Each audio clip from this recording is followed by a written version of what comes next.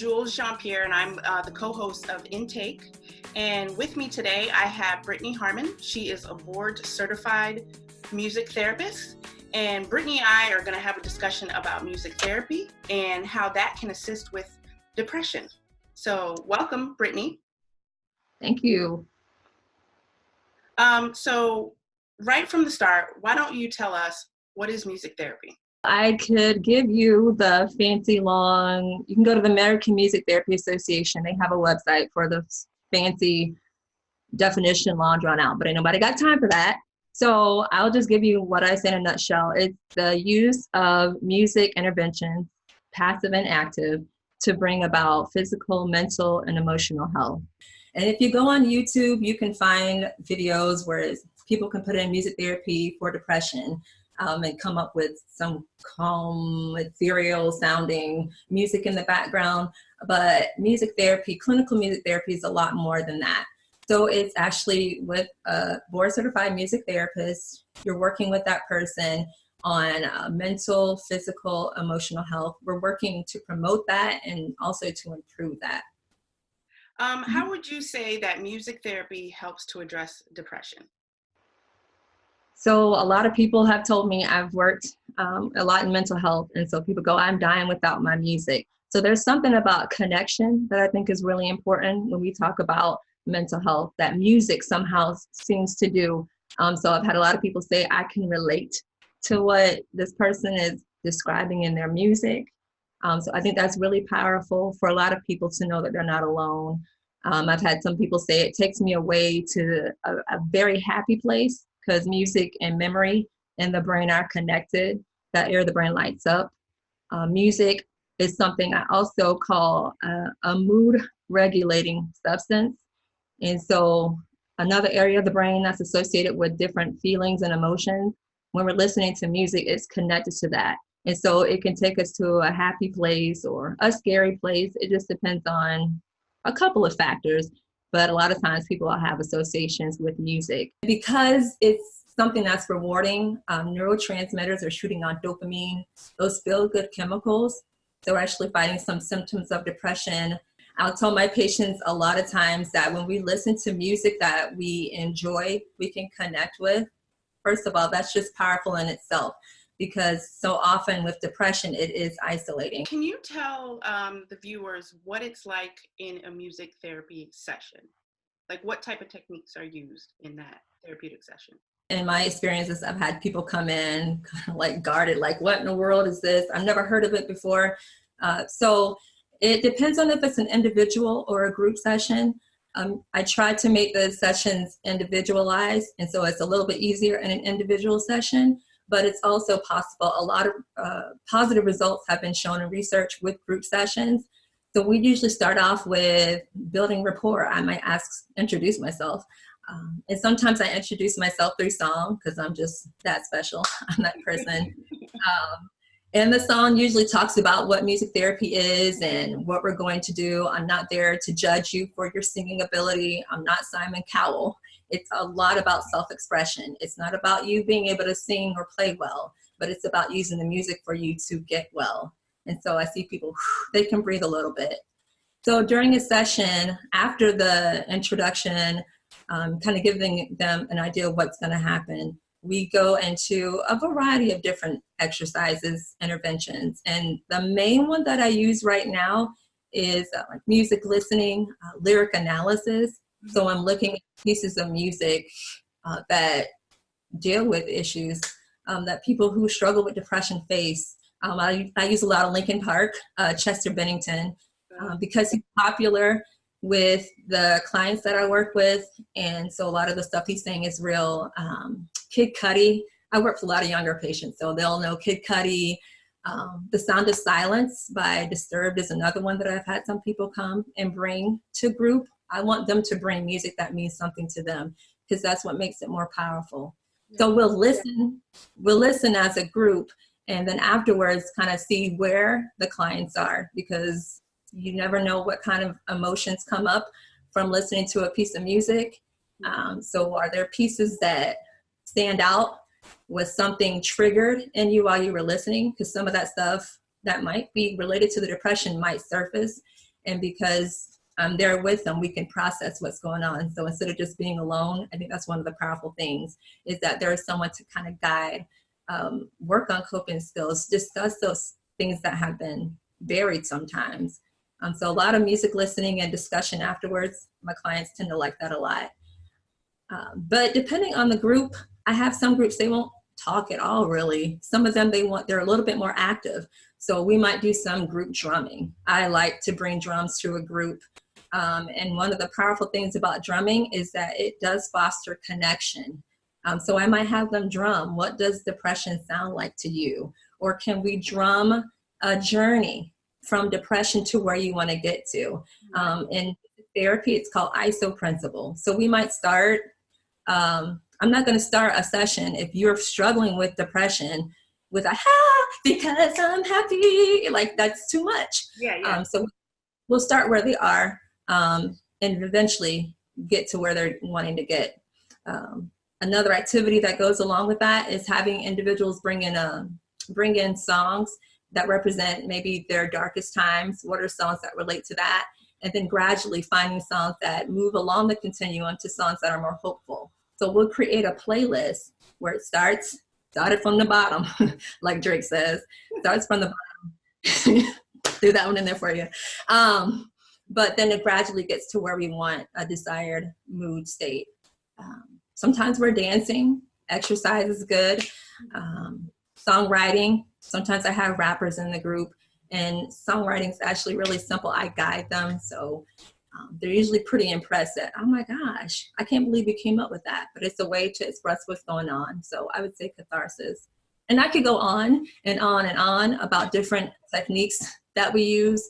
But those are just some of the techniques I pull out of my toolkit. And depending on where the group or where the individual is going in a session, I tailor it to meet where they might be in that moment. Excellent, excellent. You make me want to come to you. What other issues are addressed through music therapy? I feel like just about anything can be addressed in music therapy. I say we work from the cradle to the grave. Okay. And by that, I did my internship in a hospital. And so I worked in the NICU with premature babies. Mm-hmm. And so we use music to help them. And there was a technique we call multimodal stimulation to help these children, these babies, assimilate to their environment, to help them to leave the hospital a little bit sooner than they would had they not had that intervention. I've worked with adults with Parkinson's and in the rehab setting. Let's see what else. Some music therapists, they worked with children in the school setting. So kids with developmental disabilities or developmental delays. Mm-hmm. You'll see music therapists working with them. You'll see music therapists working in hospice at end of life. There's the grave part right there. So just about anywhere. And as more research is being done, we're having more music therapists realize how it can be applied to so many different populations. Keeps growing. Amazing. Okay, so being as I stated that I might want to work with you, how does somebody locate a music therapy if they feel like they want to try that type of therapeutic intervention? Again, that's a great question because it's not like we're everywhere. But you can go on the American Music Therapy Association. Musictherapy.org is the website, the web address. And once you get there, you can go on the side, I believe it's the left side of the page, and it'll say find a music therapist. So you can click that. You might also be able to Google music therapists in whatever area that you're in, and they might be able to connect you with some music therapists as well. Awesome. I foresee people reaching out to you because music is very helpful in the various ways that you talked about. So it's really excellent that we have those different therapeutic skills to utilize and to assist people. And I wanted to thank you very much for taking the time out to share with us what you do and how that assists us. Definitely. Thank you for asking me. Love to share. All right. Bye, Brittany. All right. Bye.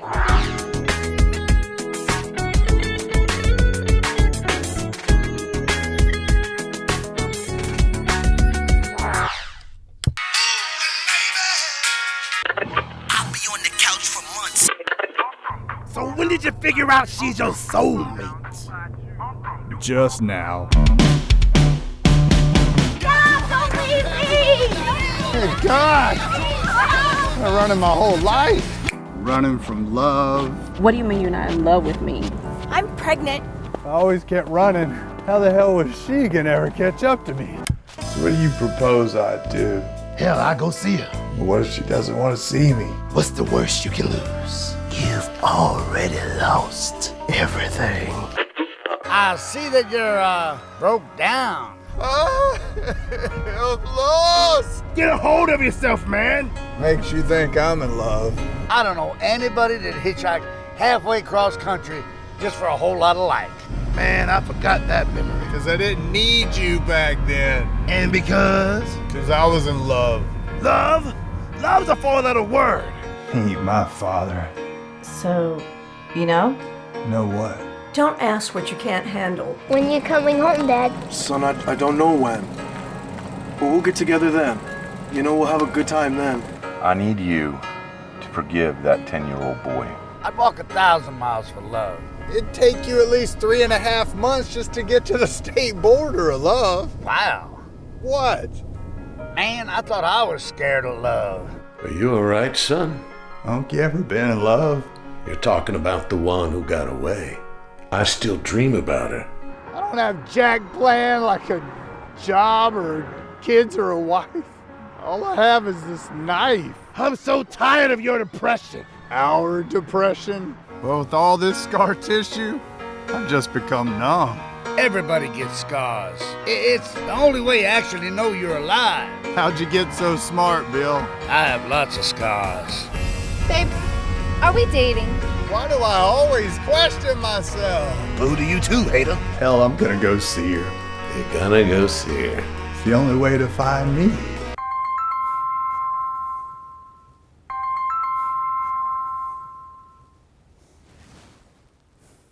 Hello?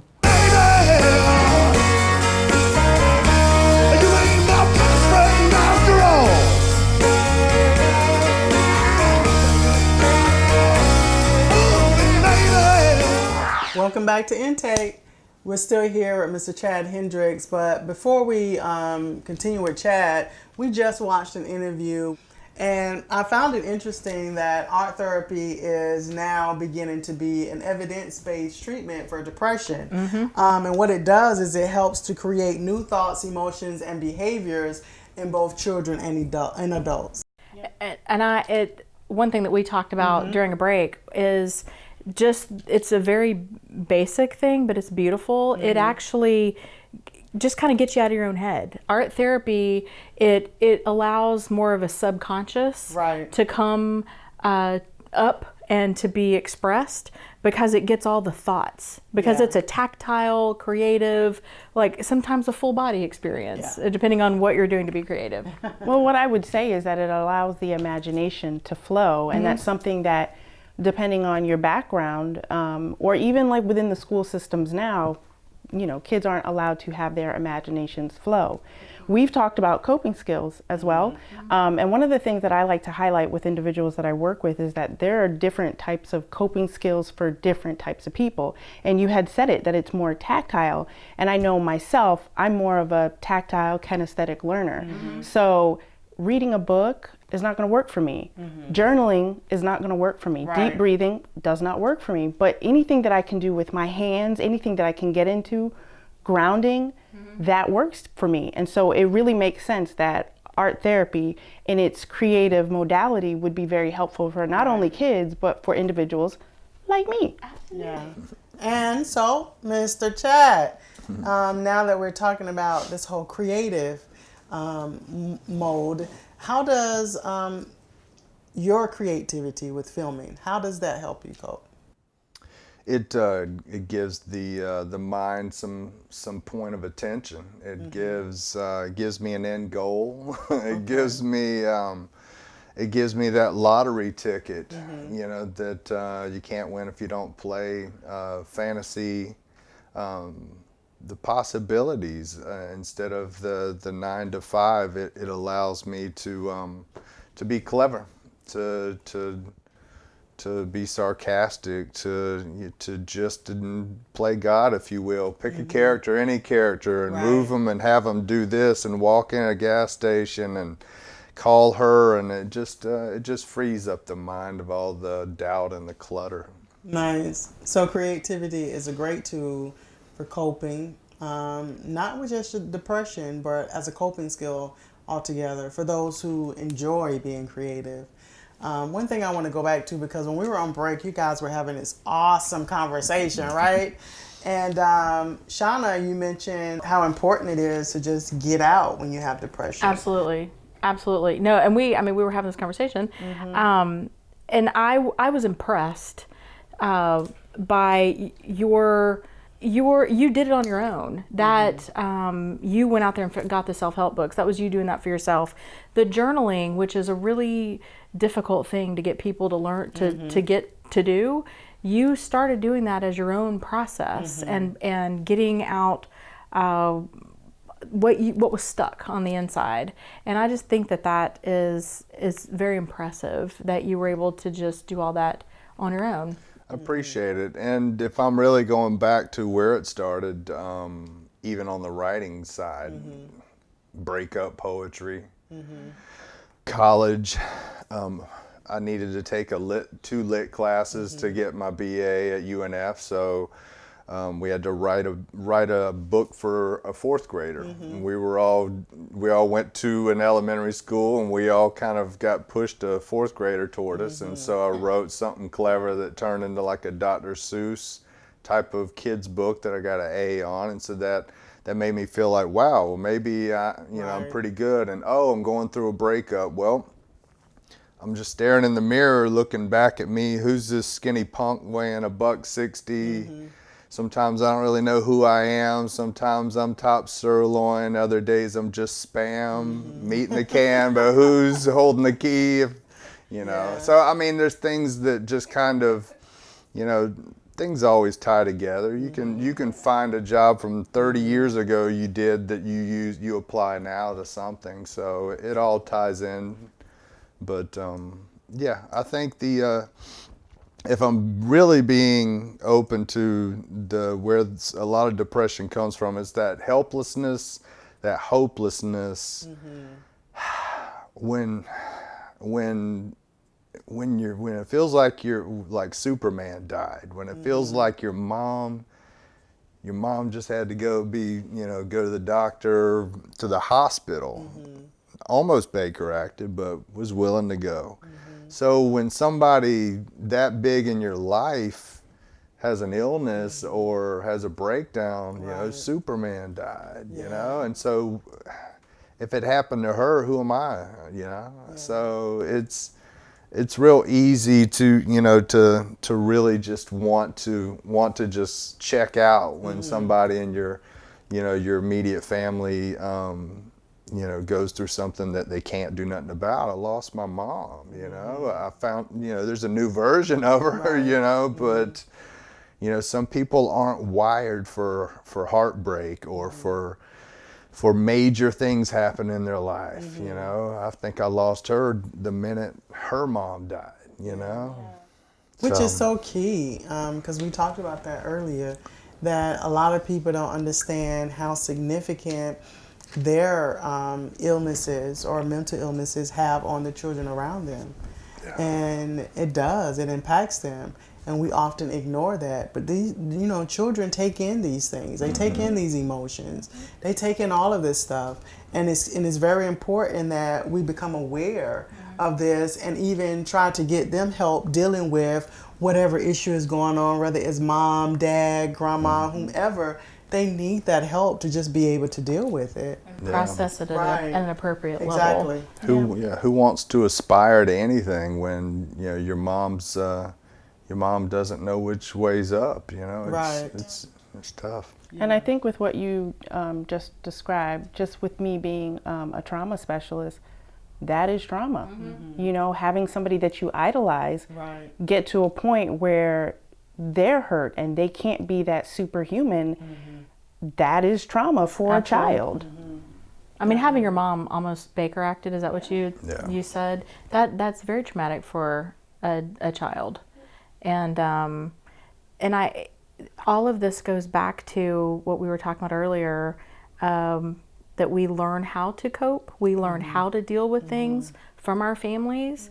And so if our families don't know how to cope and they are having a struggle taking care of themselves, then you don't learn the very basics on how to take care of self. Right. So it's a cycle. That's how that cycle keeps going. Throwing a little rejection, being a child of divorce, and you know, you just want to meet everybody at arm's length. You want to let a chick in just close enough to, you know, to physically make you feel good, tell a joke, and then keep it moving. It's superficial. Yeah. So it goes back to what I had said earlier in the discussion, is that with everybody being at arm's length, one person penetrated, and they penetrated to a point that when they left, it left the door open for you to search, because it was like, oh, just felt something. Yeah. I want more, but I don't know where to go. I don't know what it looks like, because it doesn't look like it's in my area, by using some of the things that you said. And then you throw in the guilt of it being a married woman, and then all of a sudden everything that you thought you felt might not have even been real. Yeah, but what I liked in the movie, Chad, since you all are mentioning this, I like when you had that moment of realizing that the thing that you were looking for was within yourself. It's like you were chasing for this true love that you thought you lost, and then it just, like a light bulb came on, like, wait a minute. True love of self. Yeah. That was like so key to me. I'm like, I was literally sitting there crying, because I'm like, oh yeah, this is it right here. I'm like, that moved me so, that portion of the movie, because I saw you running and trying to make all these connections, trying to find self, and it was just at that moment when you were going to meet her at that restaurant. It's like you said, wait a minute, you know, all that I've been looking for, I already have it. And that awakening moment became, and I think a lot of people need to understand that sometimes we're chasing something that is actually within us. We're chasing our own tail. We're all ego anyway, so any conversation we have with someone else is really about us. We project, the old saying, no matter where you go, there you are. I've been in Cali and did the same thing I would do here. I'd be at a Barnes & Noble or a Borders writing a script. So it doesn't matter where you are. It's always going to be, everything's locked and loaded inside you anyway. So you could go live in Hawaii or Australia and you would still be you, doing the same things, going to the same places, looking for a sushi joint, whatever it is. It's all tied in. Yeah. I would say in like, because I also work in substance abuse, and one of the things is when we talk to individuals about changing people, places, or things, we encourage that, but at the same time, we also say that you take you with you. So no matter where you're at, you're still you, so you also need to work on yourself, your thought processes, your behaviors. It's very important. Yeah. And I think part of that working on you is key, because you were able to get out and find these self-help books. And sometimes people don't understand when they're struggling with depression, just getting outside can do a lot. I mean, the sun, that vitamin D, we need it. And so that makes a big difference. But look, our time is up right now. And but we have certainly enjoyed you being here. Can you tell our viewers what they can do to find out more about you, where to go, you know, give them any information that's needed, how to get your movies? Give them some information so they can know how to find Chad Hendricks. Hey. Yeah. Selfless plug, huh? Well, you can go to chadhendricks.com. You can go to meandmrsjonesmovie.com. You could go to Amazon.com. I have 4 movies on Amazon Prime, so you can go to Amazon.com/Duval Classics, and there's 4 movies there.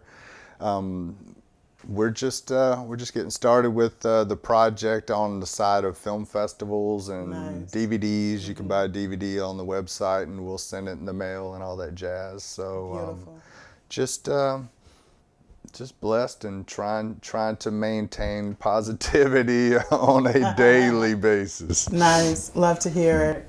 Okay, ladies, so I believe our time is up. And that's all the time that we have for today. Thank you for watching Intake. Join us next week as we continue to shine a light on mental health. But until then, remember to continue to talk about mental health and how to make yours a priority. Today's topic is let's make mental health great again. So ladies, as we look at the history of America and the history of mental health and the correlation of the two being focused on white European males, what should we be concerned with when we hear this whole Making America Great Again slogan, because it gives this idea of let's go back to the good old boys days. So what things do you think we should be concerned with? And I think it's very key for our audience to know what is the Trump effect. Exactly. Right? So the Trump effect, that was originally defined in 2016 by Psychology Today. And basically what it talked about was the increase in bullying in schools caused by rhetoric from Donald Trump. It was used during his professional campaign. Now they revisited it a couple of years into his candidacy, and it included religious and racial bullying by adults, as well as misogyny, sexual assault, and other social unacceptable behaviors. And then I saw the second spike again after the inauguration, and much the same kind of thing. Now what I'm seeing is more this kind of insidious, what does this mean for me not feeling safe within my body? And I'm seeing that amongst people in general, and I'm seeing it amongst people of color, and particularly women of color. If you're looking for more information about a topic that was discussed on one of our shows, please visit intake.tv and check out our resource page. If you're a professional who would like to be on the show, or an individual who has struggled with mental health and would like to be a guest, email us at info@intake.tv. Follow us on all of our social media platforms. Okay. Intake is the place to be. It's because